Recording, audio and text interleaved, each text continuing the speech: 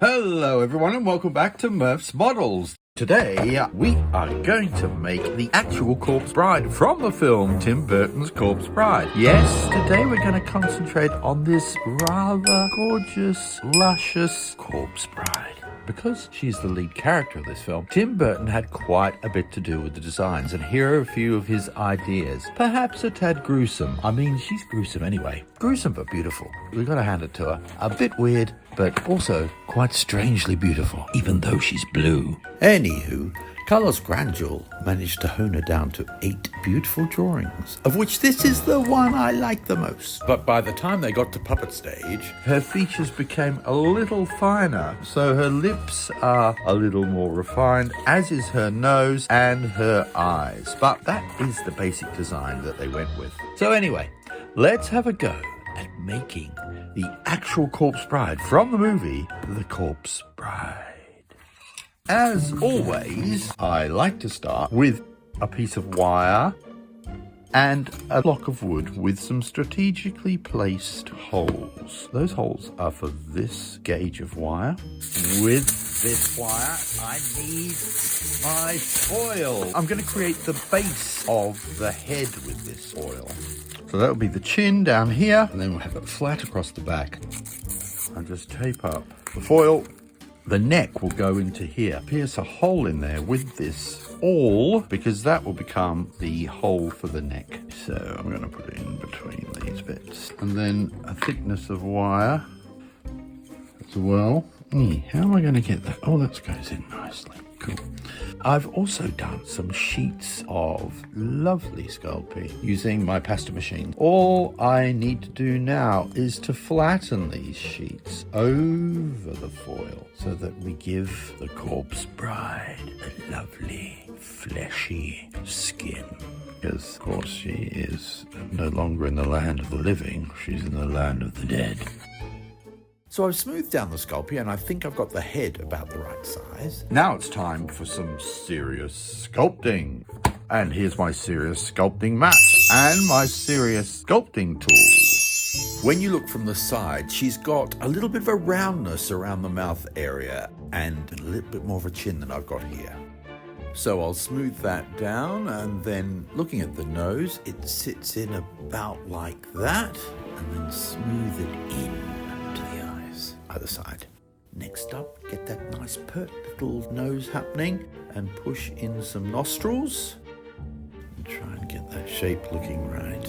Now it's time for the cheeks to build up and smooth them down. And that little thing above the mouth, what's that called up to the nose? Anyway, I'll make a mark for the mouth and then gently smooth the chin in. The next thing I'm going to do are the lips. So I've got out a thin piece of Sculpey and stamped it nice and flat. So cut out the bottom lip first, and then the top lip, which needs a little more detail. Now, under that bit there. Okay, push this in again. That looks like a very nice white mustache. There we go. I think it will be fine, the bottom lip as well. And what we need to do now is to push those lips right into the flesh of the lovely corpse bride. So now it's time to do this rather stately neck that the lovely corpse bride has, and then lots of hair. But for now, we're going to do the neck and the shoulders. I have quite a lot of thinned out Sculpey, so the first thing I need to do is to create a lovely long neck. And looking at the reference here, I can get an idea of what length it should be, squish it down a bit, and if I cut it down the back so it will slip over the wire, open that up, squeeze this around, and maybe even do a little bit of this. So pushing that in like that, it's all looking fine. Next up, I'm going to glue across a bit of a crossbar. And I've pre-made these sections with a matchstick and a very snazzy piece of card. Bake in the oven so that it's good and solid, and then it's time to put the shoulders onto the side and smooth them up to the top of the neck. I was going to do the rest in Sculpey, then I realised, I haven't got my Sculpey left, so I thought it's time to crack out the aluminium foil and create a torso from that first, and then just layer it in Sculpey. Why didn't I think of that in the first place? I don't know. Anyway, this is it. On goes the Sculpey and smooth it round her voluptuous torso. And then all I've got to do is the shoulder blade. Cut a nice groovy hole in the middle of that, and then smooth it down across her shoulders. And there you go, the finished torso. Now it's time to do all these gorgeous locks of hair. How am I going to do that? I'm not really sure as yet. I do know that I'm going to do it with Sculpey. Like the crown of the head here, you can see that that's all been sculpted. And then it looks like there are wire pieces coming off with all the luscious curls and things. First of all, I'm going to do the top of the head. And I'm just going to draw out that line there, which I think could go like that. And then comes down and over there. Now, all I need to do is get my sheets of Sculpey and start placing them on the top here. And with the scalpel blade, I'm going to use that as a line there, as a guide for how that hair should go. Hopefully, it's as simple as that. Pop the other side on as well, and then flatten it down and trim the edge off. Then it's time to do that central part and get that nice and strong. And then it's just a matter of doing loads and loads of lines along the lovely Sculpey, line after line after line after line. And eventually you come up with this fabulous hairstyle. I have this torso of the corpse bride, and I have the corpse bride herself with her hair done. Now what I need to do is attach this to this. I have already bent some wire into shape so that when I slot the neck wire into the head at the back with the wire from the back, if I attach that to the torso and glue it to the head, it will give me a lovely secure bond between the head and the body. And if you understood that, you're a genius. Anyway, I'm just going to do it. I'm going to get the glue and I'm going to sort it out. Here we go. And now it goes, and there we go. And then that goes there, that goes in there, that sits in there. And we have a head and torso connected. Now that wasn't complicated, was it?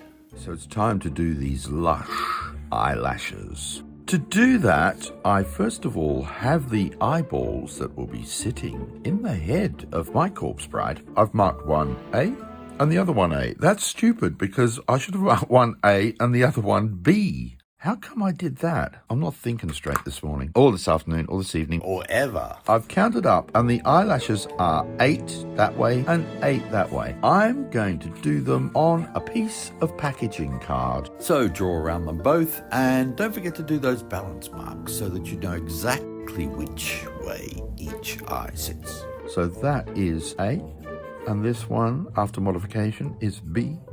Got these through the middle. And like that. And what I'm going to do, I'm going to start marking 1, longer getting shorter, 2, 3, 4, I can count 5, 6, 7, and 8, and similar over here, 1, 2, 3, 4, 5, 6, 7, 8. I'm literally going to go through like this and cut these through like that. And pull the excess away and paint the eyelashes black and the eyes white, of course. Next up, I've made some eyelids with Sculpey, which I've then painted a beautiful blue. And now I'm going to glue the lower lashes onto the eyes, then trim the lashes for the upper eyes, and then glue them onto the eyelids. So there we go, 2 rather nice eyes.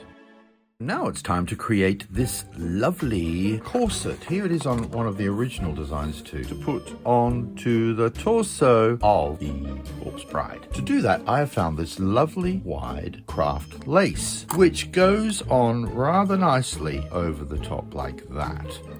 Cut that there, get out my sewing needle, put a knot at the end of it, and then I am going to start sewing this piece back on itself so that we get a bit of a sharper V shape in the middle of the corset here. There we go. We've got a pulled dart section there. It is a bit see-through here, but I have found some lovely muslin and I'm going to place that underneath that fabric, and then once it's painted it will look like a gorgeous piece of Victorian lace.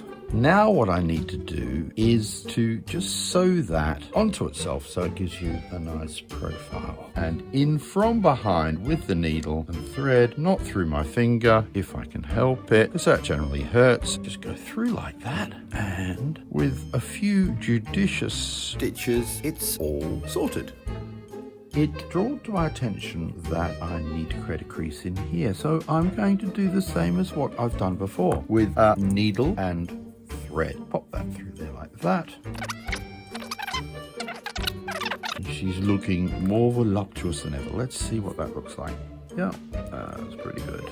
And now I'm just going to put some glue in the middle there. Okay, and then pop on the bra. I think we can call it a bra now, can't we? And glue it around the back with a nice splurge of PVA. Okay, there we go. Now it's time to dry.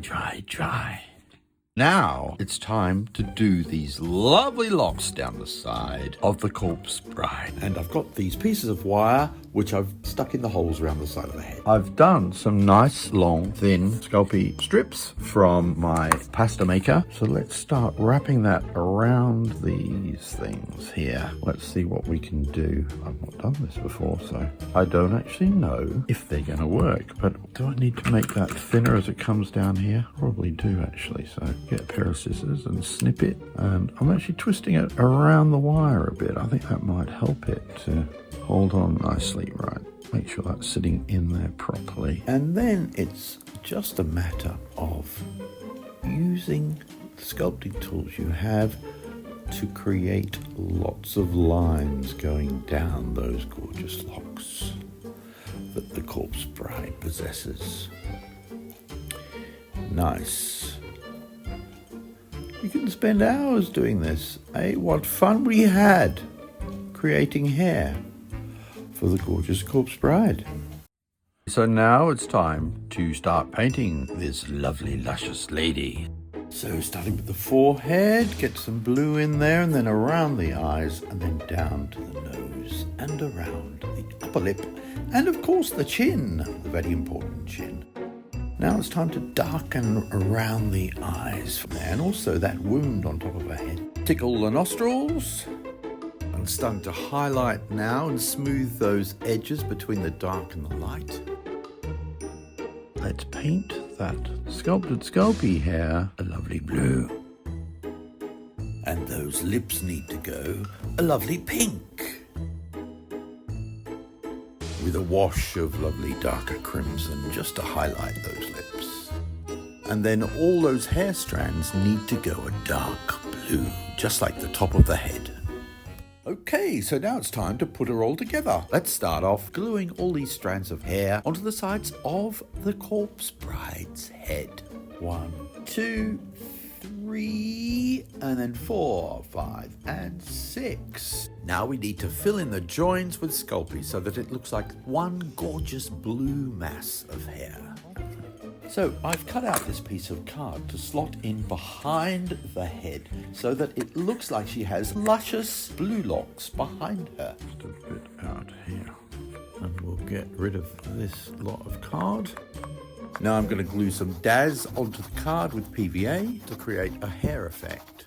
Pop those strips in like that and flatten it at the top, flatten it down, and then run all those lines down through it. All messy work, but quite good fun. Once that's dry, slosh on some blue paint, squeeze the card back on, and then glue down the edges. This design is what I'm going to use to do the flower garland over her head and also the veil around her. So here's the wireframe for the veil, and all I need is some muslin, and then I shall attach the muslin to the frame with some very swift stitching. And then I'll glue down the edges as well. like that. Nice. And I also have a lovely bunch of mini paper flowers, which I'm going to use on the bouquet around her head. And you will just sit literally behind the curls. I'm going to start curling some flowers around like that. And then I will start pulling them apart. With only the best intentions, because it needs to look like it's a dying garland of flowers. And there we go. Now I just need to put a hook in the back of the head so that it hangs nicely on the wall. And next it's the veil. So I'll glue that down. Oh, and I've forgotten the eyes. So I'll glue the eyes in and the pupils. And there we go. She's ready for the big show.